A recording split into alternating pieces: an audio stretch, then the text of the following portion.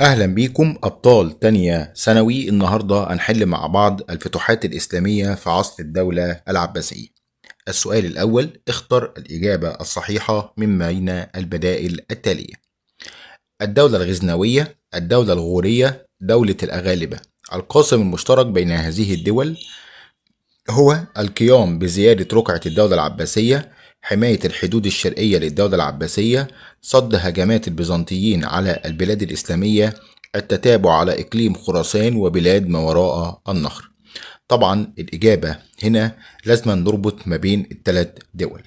هل الثلاث دول اشتركوا مع بعض في رقم ب حماية الحدود الشرقية للدولة العباسية؟ لا، الدولة الغزنوية والغورية كانوا في الهند يعني في الشرق، دولة الأغالبة كانوا في بلاد المغرب يعني في الغرب.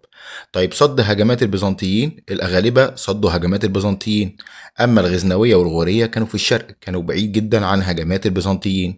التتابع على إقليم خراسان، الغزنوية والغورية كانوا في إقليم خراسان، أما الأغالبة كانوا في الغرب، فبالتالي الإجابة المشتركة بينهم هو القيام بزيادة رقعة الدولة العباسية. 2. كانت الفرصة مواتية للدولة البيزنطية للقضاء على شوكة الدولة العباسية في العصر الثاني نتيجة ضعف خلفائها. السبب الذي وقف حائلا أمام تنفيذ ما يعبر عنه مضمون العبارة السابقة يتمثل في قوة الدولة المستقلة في بلاد الهند، المغرب، الشام، السند. طبعا هنا يا شباب بنتكلم عن القضاء على شوكة الدولة العباسية في العصر العباسي الثاني اللي هو عصر الضعف، فاللي لعب دور في الوقت ده هو الدول المستقلة، خاصة في بلاد الشام كان عندنا الدولة الطولونية، والدولة عندنا الإخشيدية، والدولة الحمدانية. يبقى الإجابة عندنا الشام. من خلال تحليل الخريطة المقابلة للفتوحات الإسلامية نستنتج أن محاصرة المسلمين للحدود الشرقية للدولة البيزنطية بدأت منذ عهد الرسول، عصر خلفاء الراشدين، عصر الدولة الأموية، عصر الدولة العباسية. هنا بيتكلم عن محاصرة الحدود الشرقية. طيب ادي الدولة البيزنطية اهي وادي حدودها الشرقية، يبقى كده الايه البنك ده هو أول دولة وضعت حدود على الحدود الشرقية للدولة البيزنطية. طيب البنك تحت في الخريطة هنا رمز لمين؟ رمز لفتوحات الخلفاء الراشدين، يبقى الإجابة عصر خلفاء الراشدين. السؤال اللي بعده، ساهمت فتوحات الدولة العباسية البحرية في تأمين العديد من البلاد الإسلامية من خلال الأخطار الخارجية، ويخرج عنها الشام ومصر، إفريقيا، العراق. طبعا فتوحات الدولة العباسية البحرية كانت متمركزة في البحر المتوسط. البحر المتوسط حموا من خلاله الشام، وحموا من خلاله مصر، وحموا أفريقيا اللي هي تونس حاليا، فبالتالي عندنا الوحيدة اللي خارج الإطار هي العراق. 5. أيا من الدول الآتية تعد متممة للفتوحات الإسلامية التي بدأها القائد محمد بن قاسم الثقفي؟ السفارية والسمانية، الأغالبة والحمدانية، الغزنوية والغورية، الطولونية والإخشيدية. طبعا عندنا الحاجة المكملة لمحمد بن القاسم الثقفي، هو محمد بن القاسم الثقفي قام بفتوحات في دولة الهند، فبالتالي الحاجة المكملة ليه هنا الغزنوية والغورية لأنهم قاموا بفتوحات في الهند في أواخر القرن الرابع الميلادي. حدد أي الدول الآتية استفادت بشكل مباشر في صناعة السفن في استكمال الفتوحات الإسلامية: الطولونية، الإخشيدية، الصفارية، الأغالبة. طبعا هنا الدولة اللي استفادت من السفن بشكل مباشر هي عندنا دولة الأغالبة. ليه الأغالبة؟ لأن الأغالبة قاموا بالاشتراك في فتح جزيرة صقلية، فاستعانوا أكيد بذلك بمين؟ بالسفن البحرية. يبقى الإجابة عندنا الأغالبة. السؤال اللي بعده، نجح هارون الرشيد في الاحتفاظ بجزيرة قبرص في حوزة العباسيين من خلال دعم القوة العسكرية البرية للمسلمين، استخدام الحكمة والمهارة السياسية، عقد التحالفات السياسية، إقامة القلاع والحصون. طبعا الإجابة هنا اللي هارون الرشيد لما فتح قبرص فتحها على مرحلتين. المرحلة الأولى أهل قبرص عرفوا يستردوا أمورهم تاني، المرحلة التانية عرف يخضع أهل قبرص ويجبرهم على الاستسلام، وأخذ منهم مجموعة من الرهائن، وبعد كده رجعهم تاني على أن يلتزموا بالوفاء للمسلمين ويكونوا بمثابة عيون للمسلمين في هذه المدينة. حينما يرون الروم يتحركون يأتون إلى المسلمين يبلغوهم. يبقى الإجابة استخدام الحكمة والمهارة السياسية. 8. تركزت معظم الفتوحات الإسلامية في عهد الدولة العباسية في الجهات الشرقية، الغربية، الجنوبية، الشمالية. طبعا معظم الفتوحات العباسية كانت متمركزة في الجهات الشرقية. الدليل على ذلك الخريطة اللي تحت هي يا شباب بتتكلم عن الفتوحات. عندنا هنا المنطقة الصفراء، في المنطقة دي كلها دي أغلب الفتوحات بتاعت الدولة العباسية، فبالتالي أغلبها كان في الشرق. 9. أمام خريطة للفتوحات الإسلامية في عصر الدولة العباسية. تركزت فتوحات العباسيين في المشرق نتيجة قوة وكفاءة الخلفاء العباسيين، سيطرة العنصر الفارسي على أمور الخلافة، تنافس الدول المستقلة على نشر الإسلام، السيطرة على طرق ومناطق التجارة. طبعا هنا بسبب وجود العديد من الدول المستقلة التي ساعدت على نشر الإسلام، يبقى تنافس الدول المستقلة على نشر الإسلام. السؤال اللي بعده، نالت الدول المستقلة رعاية واهتمام الخلفاء العباسيين في العصر العباسي الأول نتيجة صلات القرابة مع الخلفاء العباسيين، دورهم في تأمين أطراف الدولة، تقديرهم لمكانة الخلفاء الدينية، دورهم في إقامة الدولة العباسية. طبعا عندنا الدول المستقلة دي أولت أو خدت رعاية واهتمام الخلفاء العباسيين علشان كان بيلعبوا دور كبير خاصة في العصر العباسي الأول في تأمين أطراف الدولة. 11. اختفى الأثر السلبي للدول المستقلة على الدولة العباسية في العصر العباسي الأول. يعني الدولة المستقلة ما كانش لها تأثير سلبي في العصر العباسي الأول بسبب القوة الاقتصادية للدولة العباسية، ولا اتساع الدولة المستقلة، ولا كثرة موارد الدولة العباسية، ولا قوة السلطة المركزية للخلافة. طبعا يرجع ذلك إلى قوة السلطة المركزية للخلافة، لأن في العصر العباسي الأول يا شباب كان يتميز بالقوة، فبالآخر كده ملوك الدول أو حكام الدول المستقلة ما كانش ليهم يعني إيه عين يرفعوا عينيهم في وجه مين؟ في وجه عندنا الخلفاء الأقوياء. 12.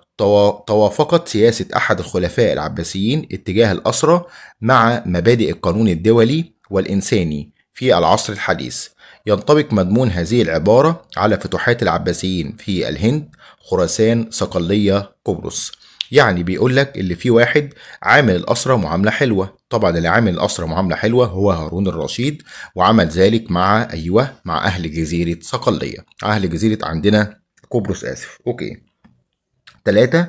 الدولة الصفارية والدولة الطولونية ودولة الأغالبة. الرابط المشترك بين هذه الدول في العصر العباسي أنها تعد مؤشرا على افتقاد عاصمة الخلافة مكانتها الدينية، اتباع النظام اللامركزي، وجود نظام حكم ديمقراطي، ضعف وانهيار الدولة العباسية. أولا الدولة الصفارية والدولة الطولونية والدولة الأغالبة من الدول التي كانت تابعة للعصر العباسي وتابعة للدولة العباسية، فبالتالي وجود نظام حكم ديمقراطي ما كانش موجود، يبقى جيم مستبعدة، لأن كان يتم تعيين الرئيس بتاع الدول دي من خلال الحاكم أو من خلال الخليفة العباسي. ضعف وانهيار الدولة برضو مش موجودة. طب فاضل افتقاد عاصمة الخلافة مكانتها الدينية، برضو هم لسه بيدينوا للولاء والطاعة للدولة مين؟ للدولة العباسية. اتباع النظام اللامركزي في الحكم. النظام اللامركزي في الحكم اللي هو بيدي لصلاحيات أو يدي سلطات لبعض الناس اللي بيشتغلوا تحتيه، ومنها زعماء الدول المستقلة. السؤال اللي بعده، اعتمد العباسيون في حماية حدود دولتهم الغربية من الأخطار الخارجية على دولة الأغالبة، الدولة الغورية، الدولة الغزنوية، الدولة الصفارية. طبعا عندنا في النواحي الغربية الدولة الوحيدة هنا اللي توسعت في الغرب هي دولة الأغالبة، كانت موجودة في بلاد المغرب العربي. 15. كان العداء صريحا بين الدولة العباسية والدولة البيزنطية، لذلك عمل العباسيون على إخلاء المناطق المجاورة للبيزنطيين، ولا عقد تحالفات سياسية، استخدام الاستطلاع الحربي، التحالف ضد البيزنطيين. هنا يمكننا القول أن العباسيين صاروا على نهج الأمويين في إرسال الشواتي والصوائف، فبالتالي استخدام الاستطلاع الحربي. 16. أظهرت العلاقات بين الدولة العباسية والدولة البيزنطية في مجملها حرص العباسيين على فتح العاصمة البيزنطية، الحفاظ على حدود الدولة، تأمين طرق التجارة، دعم واستقرار الدول المستقلة. طبعا عندنا العلاقات ما بين الدولة العباسية والبيزنطية في مجملها كانت عبارة عن حرص العباسيين على طبعا عندنا الحفاظ على حدود الدولة، اللي هم عملوا الصوائف والشواتي، وكان أحيانا يخرج الخليفة العباسي بنفسه في هذه الغزوات أو هذه الصوائف والشواتي ليدل على أنه مسيطر على حدود الدولة. 17. يتضح من تحليل خريطة الفتوحات الإسلامية في عصر الدولة العباسية نجاح سياسة الخلفاء العباسيين في القضاء على الدولة البيزنطية، إضافة أراضي جديدة لمساحة الدولة، التركيز على الفتوحات بالقارة الأفريقية، السيطرة على بلاد الأندلس. آخر 2 مستبعدين، تعال نشوف هنا اللون الأصفر ده هو لون الخلافة العباسية، الفتوحات العباسية. أولا السيطرة على بلاد الأندلس، هنا مفيش أصفر، قليل جدا ما ينفعش. التركيز على فتوحات بالقارة الأفريقية، بص أفريقيا الأصفر قليل جدا فيها، برضه ما ينفعش. فاضل لنا حاجتين، القضاء على الدولة البيزنطية، إضافة أراضي جديدة لمساحة الدولة. هما ما عرفوش يقضوا على الدولة البيزنطية، يبقى الإجابة على طول إضافة أراضي جديدة لمساحة الدولة. 18. اختلفت الفتوحات العباسية عن الفتوحات الأموية في توجه الفتح نحو الشرق، قيام بعض الدول المستقلة بالفتح، تأمين الحدود مع الدولة البيزنطية، السيطرة على مصر. طبعا عندنا الفتوحات العباسية اختلفت عن الفتوحات الأموية في أنهم قاموا بالفتوحات من خلال الدول المستقلة التي لم تكن موجودة في الدولة الأموية.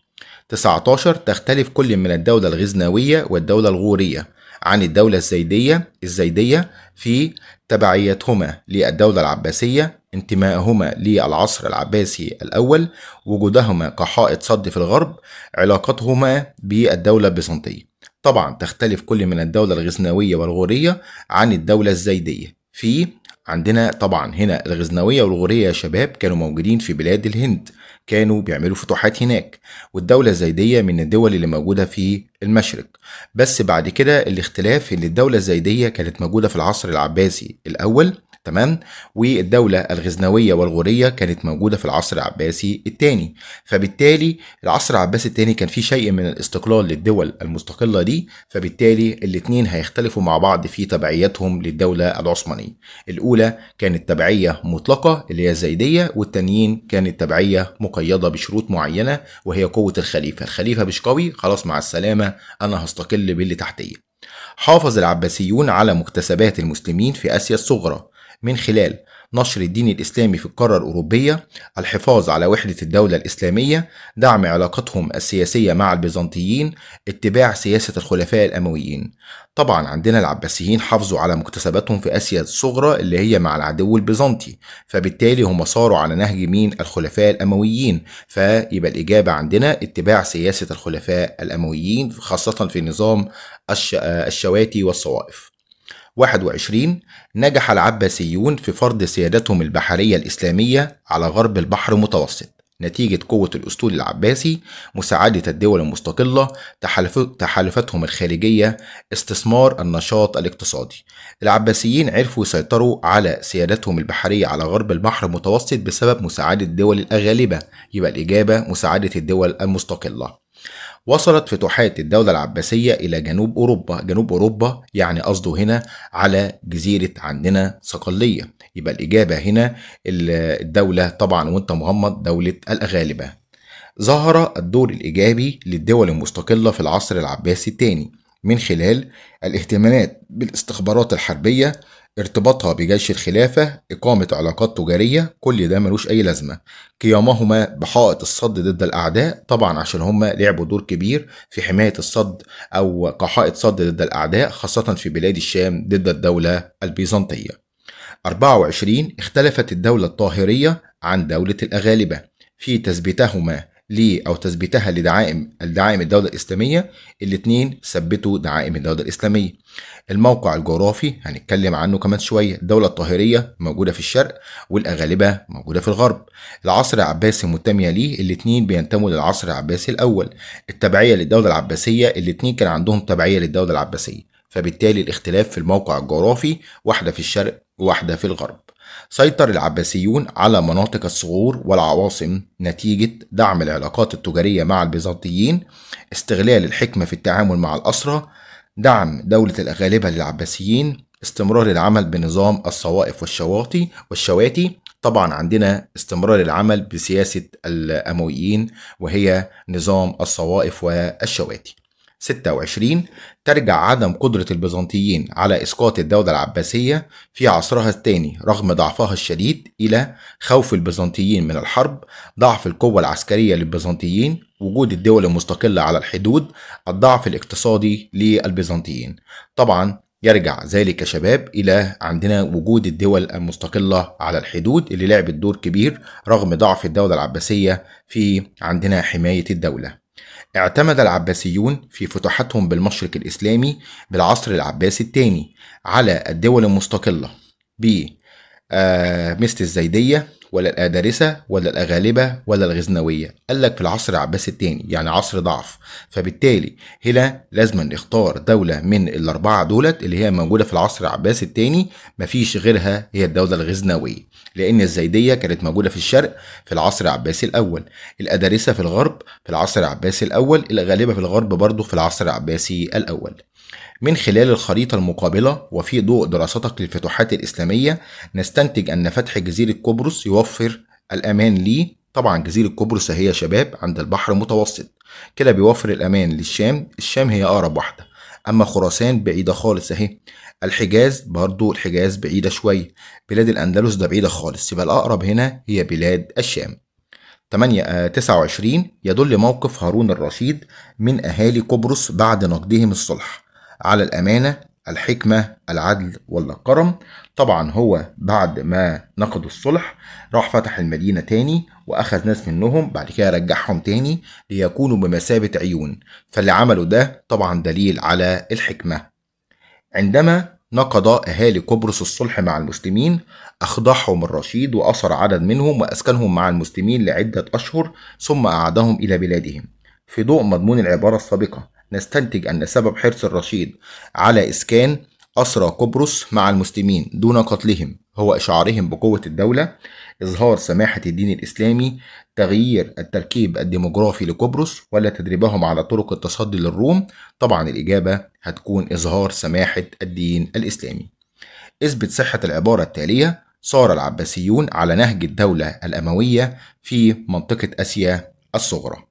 عندنا العباسيون لما صاروا على نهج الدولة العبارة صادقة، حيث قام العباسيون بتقوية إقليم الصغور والعواصم والحرص على استمرار نظام الصوائف والشواتي الذي أنشأه الأمويين. ما وجه الاختلاف بين موقف الدولة المستقلة من الخلافة العباسية في العصر العباسي الأول والعصر العباسي الثاني؟ طبعا وجه الاختلاف في العصر العباسي الثاني، العصر العباسي الأول تمتعت الدول بالمستقلة بالحكم الذاتي مع الولاء التام للدولة العباسية نتيجة لقوة الخلفاء العباسيين.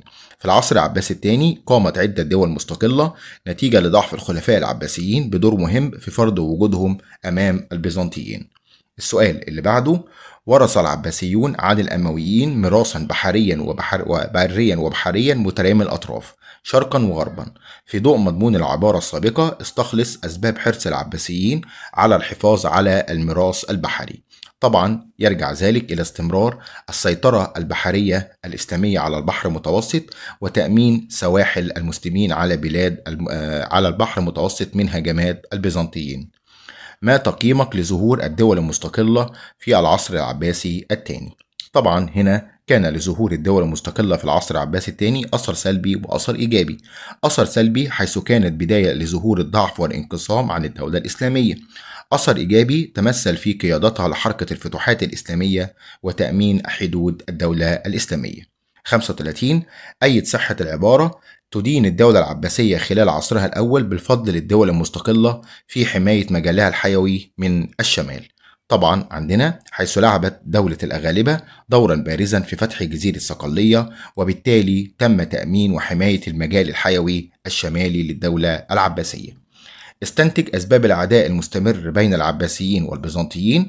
طبعا يرجع العداء إلى الهجمات المستمرة من قبل الدولة البيزنطية لاستعادة هيبتها وسيطرتها على مناطق الصغور والعواصم والشام، ورغبة الدولة العباسية في الحفاظ على مكتسبات الدولة الإسلامية في الجهة الشمالية.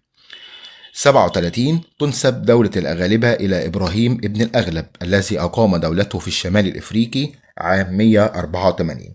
في ضوء مضمون العبارة السابقة وضح سبب ترحيب العباسيين بدولة الأغالبة.